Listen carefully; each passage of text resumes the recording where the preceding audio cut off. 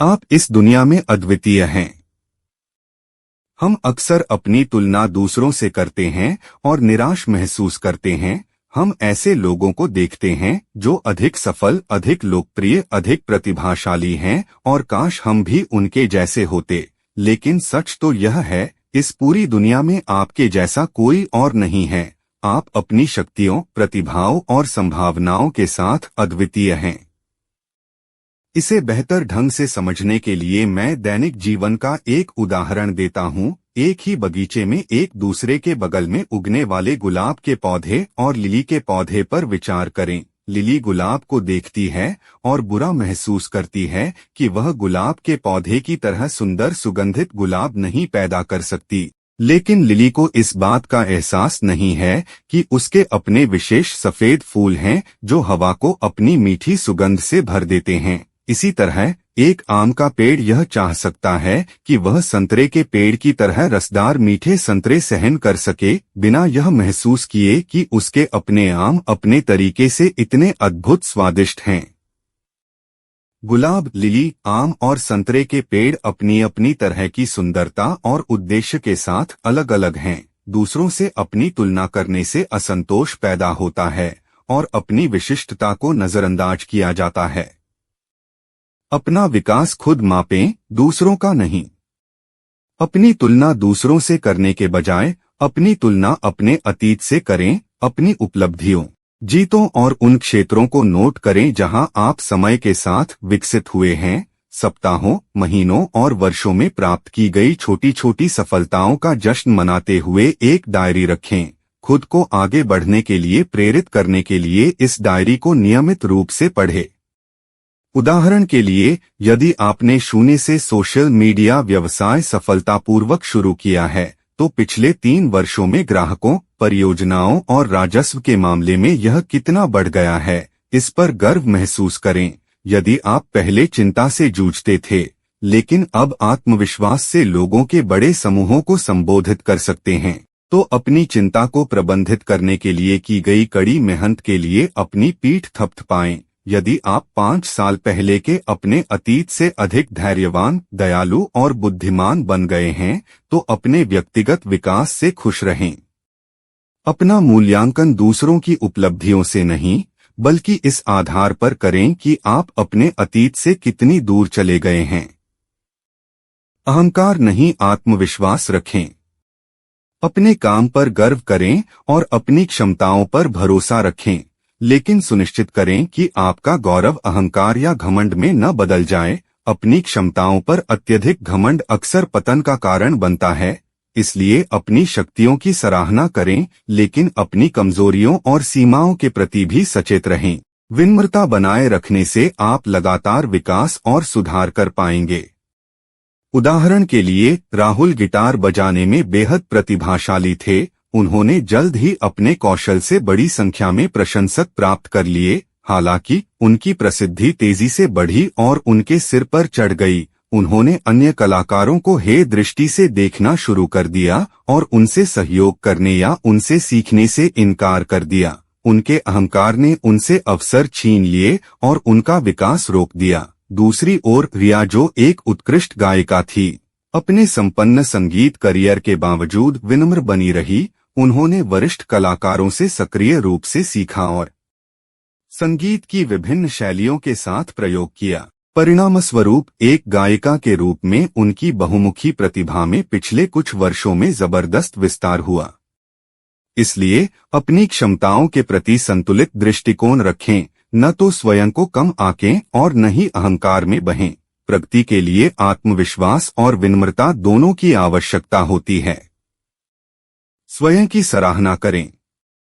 अच्छे काम के लिए खुद की सराहना करने और खुद को बेहतर करने के लिए प्रेरित करने की आदत बनाएं। असफलताओं के बारे में अत्यधिक आलोचनात्मक न बनें, इसके बजाय अपने आप को सकारात्मक पुष्टि दें। अपने आप से कहें, मेरे भीतर अप्रयुक्त क्षमता है, या मैं हर प्रयास के साथ बेहतर होता जाता हूँ। स्वयं को नीचा दिखाने के बजाय रचनात्मक आत्मचर्चा के माध्यम से स्वयं का निर्माण करें। बच्चे स्वाभाविक रूप से जानते हैं कि छोटी छोटी उपलब्धियों के लिए अपनी पीठ कैसे थपथपाना है। जैसे कि अपने जूते के फीते खुद ही बांधना सीखना। लेकिन जैसे जैसे हम बड़े होते जाते हैं, हम अपनी छोटी छोटी जीतों पर खुश होना बंद कर देते हैं। अपनी बच्चों जैसी मासूमियत को पुनर्जीवित करें। काम पर अच्छी तरह से संभाली गई स्थिति का जश्न मनाएं। सप्ताहांत में एक ऑनलाइन पाठ्यक्रम पूरा करें। खरीदारी करने की इच्छा का विरोध करें। अन्य महत्वहीन कार्यों पर आत्म देखभाल को प्राथमिकता दें इत्यादि। ये छोटी छोटी जीतें समय के साथ आत्मसम्मान बढ़ाने और आगे की सफलता को बढ़ावा देने के लिए एकत्रित होती जाती हैं। अपने खुद के गुरु बने। आध्यात्मिक नेता श्री शिवकृपानंद स्वामी जी ने प्रसिद्ध रूप से कहा था कि गुरु हमेशा तब प्रकट होता है जब शिष्य तैयार होता है। जैसे जैसे आप आत्मनिरीक्षण के माध्यम से अधिक आत्मजागरूक होते जाएंगे, आप अपने आंतरिक ज्ञान से निकलने वाली कई समस्याओं का समाधान पाएंगे। यदि आप इसे सुनना सीख लेंगे तो आपकी आत्मा ही आपका मार्गदर्शन करेगी। लोगों और स्थितियों के बारे में अपनी सहज भावनाओं पर ध्यान दें।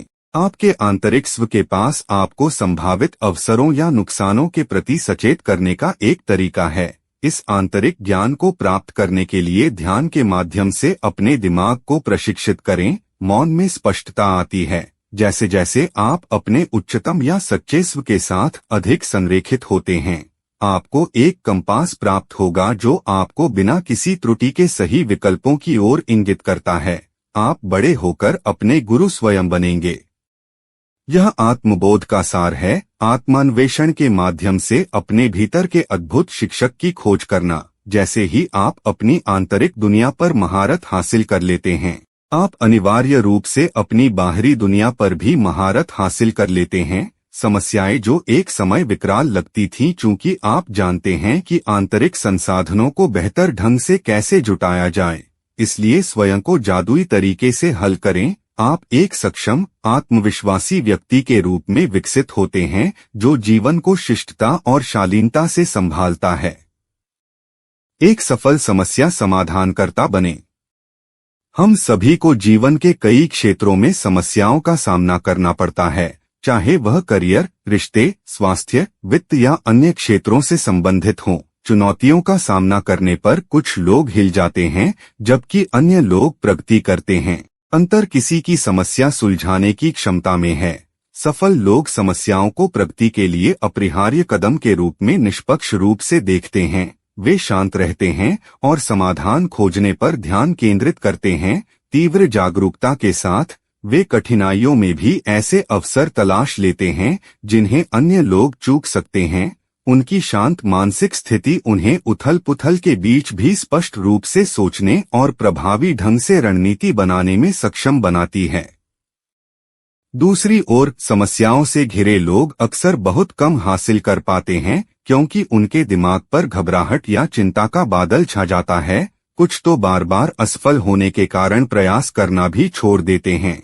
उनमें समस्याओं को विकास उत्प्रेरक में बदलने के लिए आवश्यक लचीलेपन और धैर्य की कमी है। इसलिए एक संतुलित, समाधान केंद्रित मानसिकता का पोषण करें। वह नदी बने जो अपने रास्ते में चट्टानों के बावजूद अपना शांत प्रवाह बरकरार रखती है। बाधाओं को सीढ़ियां बनाएं और जानें कि समस्याएं केवल आपकी ताकत बढ़ाती हैं, बशर्ते आपकी प्रतिक्रिया रचनात्मक हो। ईश्वरीय मार्गदर्शन के लिए प्रार्थना करें, लेकिन अपनी समस्या सुलझाने की क्षमताओं पर भी विश्वास करें।